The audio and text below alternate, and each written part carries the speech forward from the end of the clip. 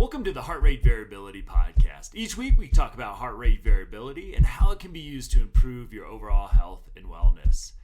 Please consider the information in this podcast for your informational use and not medical advice. Please see your medical provider to apply any of the strategies outlined in this episode.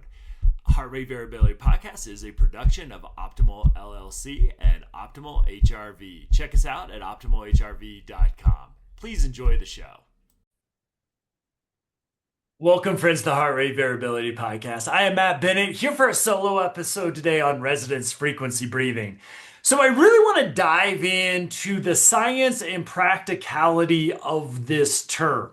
It's something that I find more and more gets thrown around a lot, not always with accurate understanding and science behind it. It's a really fun-sounding, fancy scientific term that I really see, whether I'm looking at peer-reviewed journal articles or just kind of blogs on the web, doesn't always get used in the correct way. So I want to take some time today to explore what is resonance frequency breathing, where do I see it misused, and some fun ways we can play around with it. However, before we jump into that, I want to give my other side of me, the AI Matt, a chance to present the research on resonance frequency breathing. So if you're not familiar with the podcast, I have this AI Matt version of me, which pronounces names and fancy terms a lot better than I do. So I'm going to turn it over to AI Matt to get a good reading of what the science and the practice of resonance frequency is.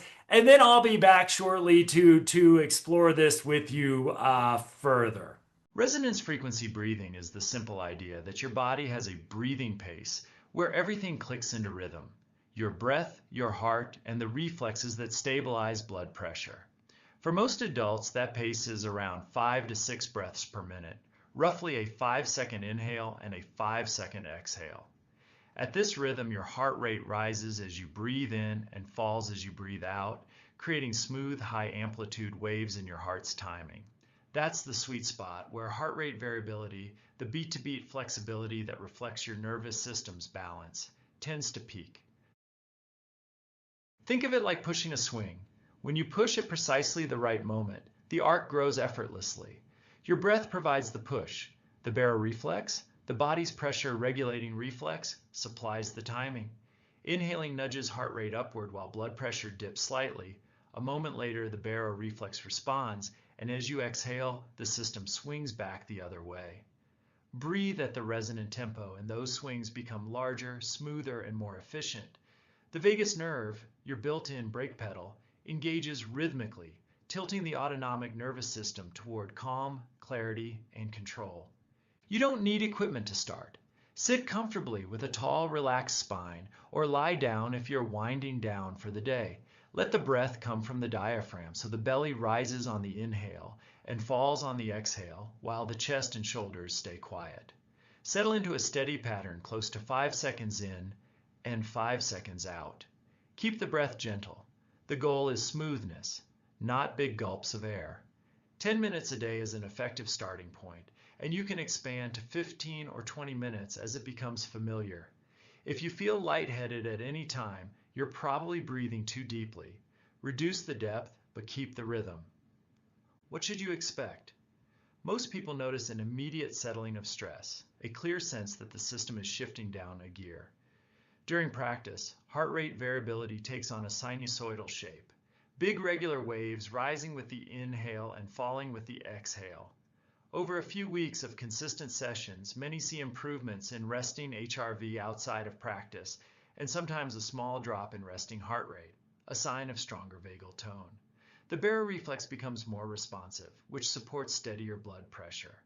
The mind follows the body, focus sharpens, mood steadies, and it becomes easier to regulate emotions. A brief session before bed can quiet the nervous system and pave the way for better sleep. A brief session before a meeting or workout can smooth performance jitters and steady attention.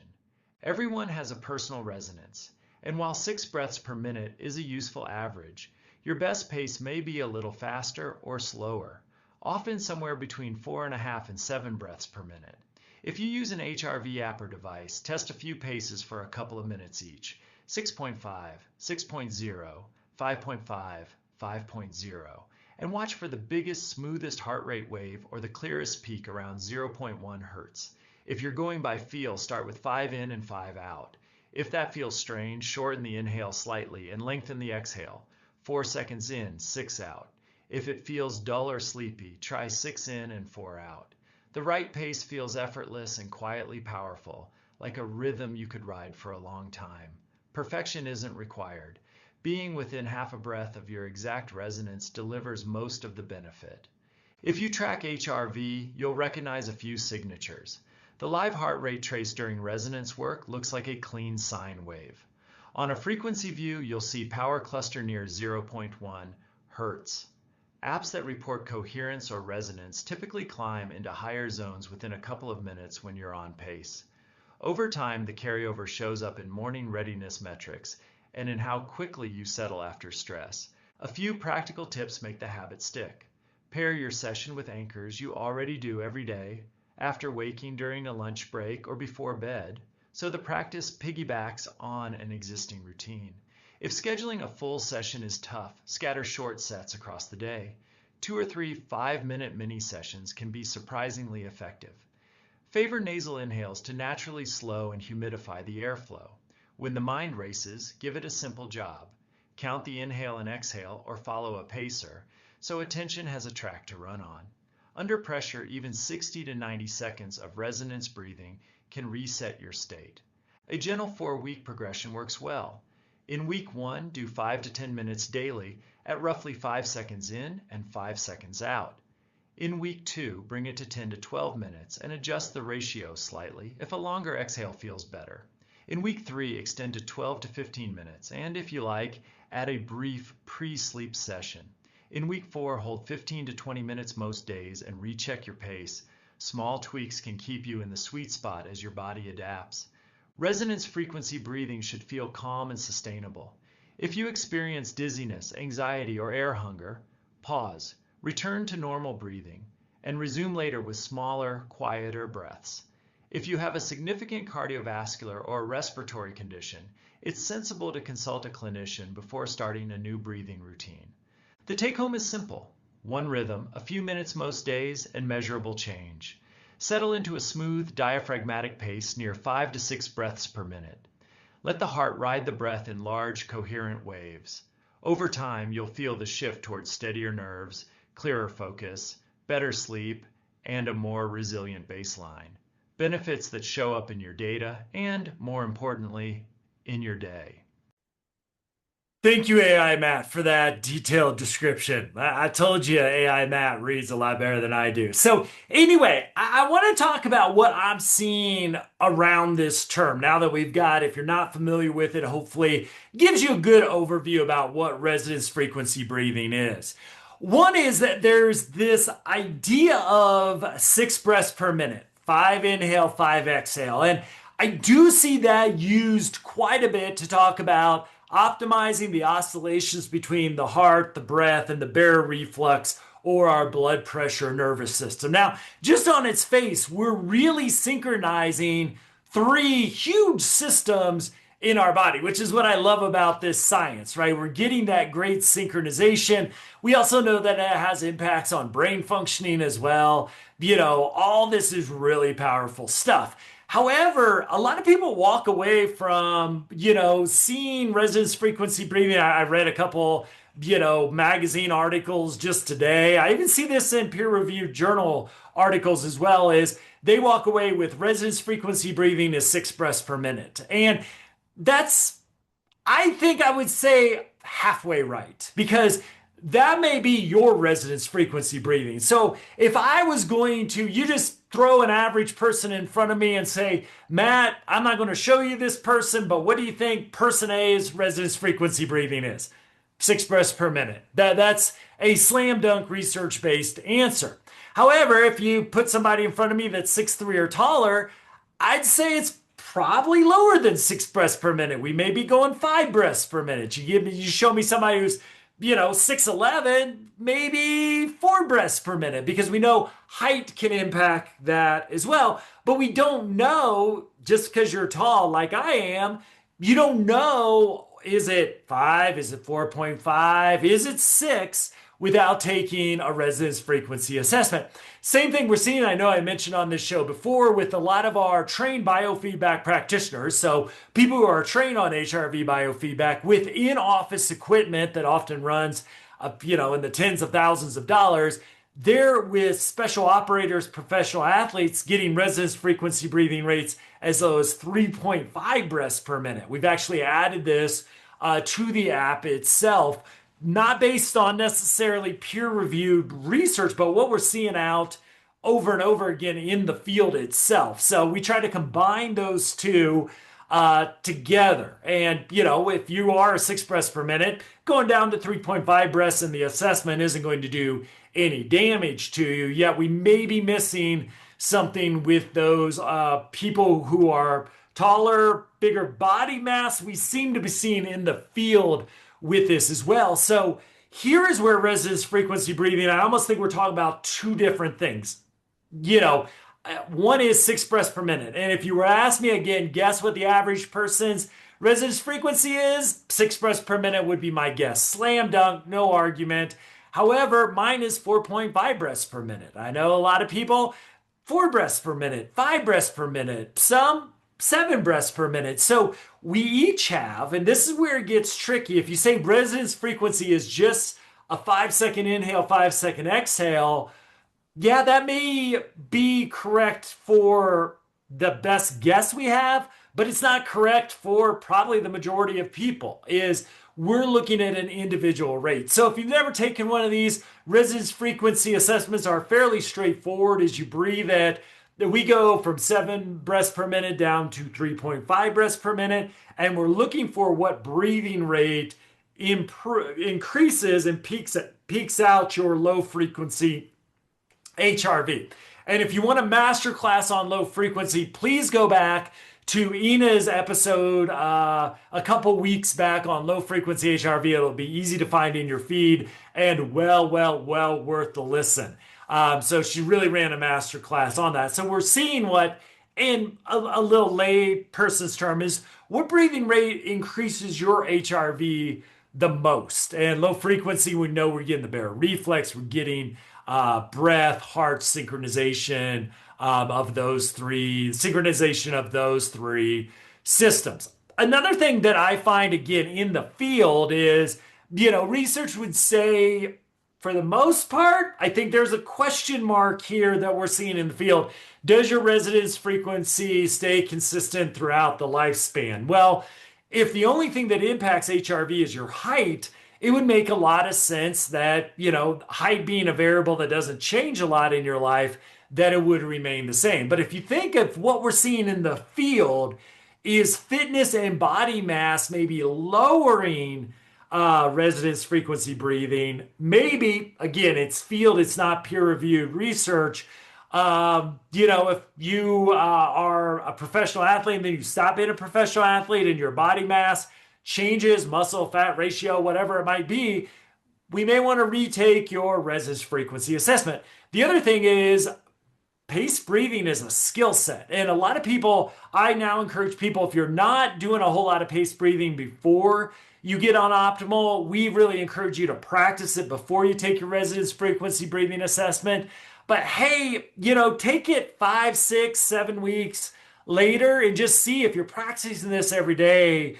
Now you've got a skill set, you feel more comfortable with pace breathing. Really check to see if it's changed. Most people, what I hear back is it might have changed a 0.5 of a breath. So 5 might have gone to 4.5 or 5.5. We don't see usually rapid swings in this, because my follow-up question is, okay, did you take one of these after a workout? Did you pause it in the middle and do something? I start to want to ensure that we get quality readings here.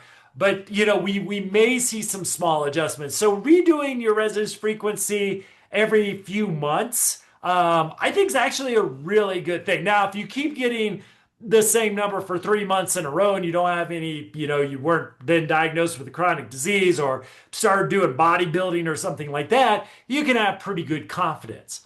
However, I also want to encourage you to play around with something else. And something that I've been doing recently is during my breath work, especially in the evening where I'm sitting down. So it's more relaxed work, is I've been lowering my resonance frequency breathing. You can also go up as well, but I've been playing around as a 4.5 person. I've started been going to 3.5 for my resonance frequency breathing to see what would happen, just out of curiosity. Okay, what would this? And I also recently adjusted my breathing rate due to an article that we featured a couple weeks back now on the This Week in HRV, where they found that twice the exhale as the inhale promotes better low frequency HRV. Now, just one study. I always like to say small studies, small effect. There's been contradictory research in other studies as well. But I thought it was a pretty well done study. So I was like, okay, I'm going to set my settings on this. So if you think about just this change, right? If you go to 5 in, 5 out, because that's what you read in some magazine article about resonance frequency breathing, we start to shift that pretty dramatically with that 2-to-1 breathing. So, we're starting, 6 to 7 breaths, 3-ish breaths, with the inhales, 7-ish breaths, a little under for exhale if you're doing that 2-to-1 breakup. So that extended exhale, I'm a big fan of the extended exhale, basically due to the work of Dr. Ina Hazan, balancing that carbon dioxide oxygen balance to maximize, thanks to carbon dioxide, ironically, oxygen intake into the cells. So even if you're pretty confident with your resonance frequency breathing rate, I encourage you on one of your practice, maybe go down 0.5 breaths per minute, maybe go up 0.5 breaths per minute, because there is a level of comfort and playing around also in the inhale exhale is to fine tune this to how do you spend the most time in, again, if you're using the optimal app, what we call optimal zone. In other words, how do you spend the most time during your practice in low frequency? We use optimal zone as 80% of the time in the last 60 seconds, you were low frequency dominant. It gives you a really nice scale to really determine, are you getting the maximum impact of your practice? So again, we're throwing around, and I see it more and more, which I consider a positive. The term resonance frequency is being thrown around a lot more. Good thing overall. There's been some more of this in consciousness now and in popular magazines and other things, not just research. However, oftentimes, and I would say the majority of times when I see resonance frequency breathing, I don't see the author saying you should take an assessment to figure out your resonance frequency breathing. This is a 5-second inhale, 5-second exhale, which technically might be good general advice, but boy, are we missing quite a bit of impact if we don't do the assessment itself.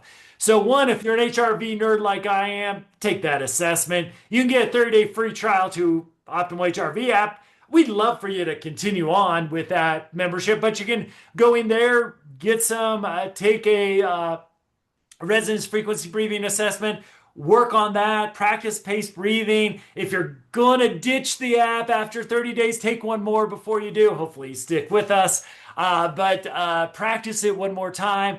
Get that. Now you've got your resonance frequency breathing rate, and you can maximize any breath work practice either on the app or just counting your breaths or however you're doing it with that moving forward. So again, I'm glad it's getting out there into the consciousness of fitness, influencers, even again, peer-reviewed journal research articles. The term is out there, but maximizing the impact of the science is being missed in a lot of these articles, a lot of these blog posts that I see. So just wanted to throw out something I'm seeing there, and thought it would be worth an episode to throw that out.